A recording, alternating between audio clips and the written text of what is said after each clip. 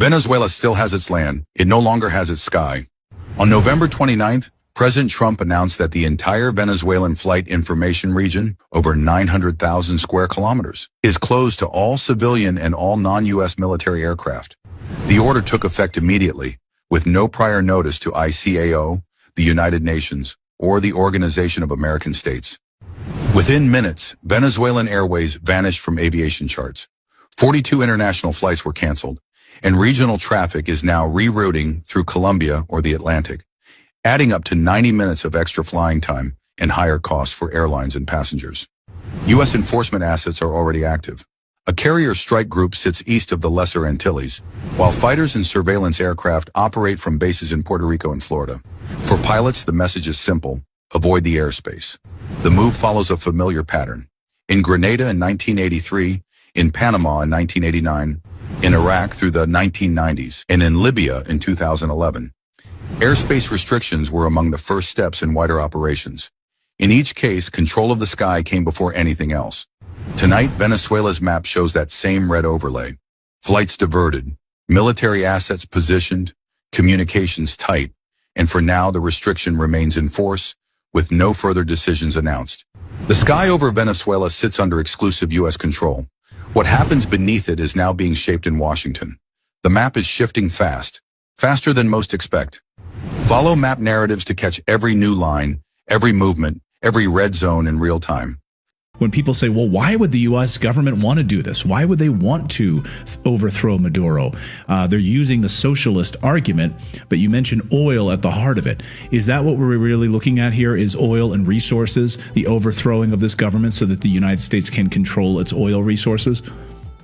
Yeah, that's a very key point here. When we talk about socialism, Venezuela's economy, and this is something I emphasize in the book, is vastly controlled by the private sector. Its government and the public sector are only responsible for controlling about 15 to 20% of the economy. That's not so different, actually, from statistics here in the United States. The difference is what's privatized, what's socialized in Venezuela are their oil reserves, are there gold deposits, are there vast mineral reserves. And what we're talking about here are oil reserves over double the amount that Saudi Arabia has. Venezuela has by far the largest oil reserves in the world. So let's think about that. The world is changing. Russia, China, the BRICS nations are establishing a financial system that is going to be less dependent on the US dollar. That's already very clear. And I'm willing to bet gold is going to play a role in that future economy. So Venezuela, I believe, will probably be invited to join BRICS this year in Russia. And the United States would much rather that gold and that oil be under the command of not Venezuelan companies doing business with U.S. companies, but U.S. companies, period. And that's the difference here. Venezuela, before the revolution, was a free-for-all for the foreign corporate U.S. and European companies to exploit the oil and all of the reserves. The IMF came there and dictated their domestic policy, didn't allow them to develop a national industry capacity. So they were very heavily dependent on oil imports for basic goods and exporting their oil. Bueno, tenemos al frente 8 barcos de guerra destructores en el Caribe. Nunca se había visto eso. 1.200 misiles apuntando a nuestras cabezas. Tienen un submarino nuclear. Y ahora dice que tienen a Puerto Rico. Que en Puerto Rico llegó el jefe del Pentágono. Y la gobernadora de Puerto Rico dijo que Puerto Rico era la base para una operación militar contra Venezuela. Buscan muchas cosas. Primero buscan es el petróleo. No el narcotráfico, es el petróleo. Venezuela tiene la principal reserva de petróleo del mundo. Tiene la 4ª reserva de gas, que está en todo el Caribe, precisamente donde esta gente mandó la flota. Y Venezuela tiene lo que pudiera ser la primera reserva de oro del mundo, y así por el estilo. Así que el imperio estadounidense se está jugando una carta peligrosa para nuestra región, pero peligrosa para ellos también. Y además es una carta extremista.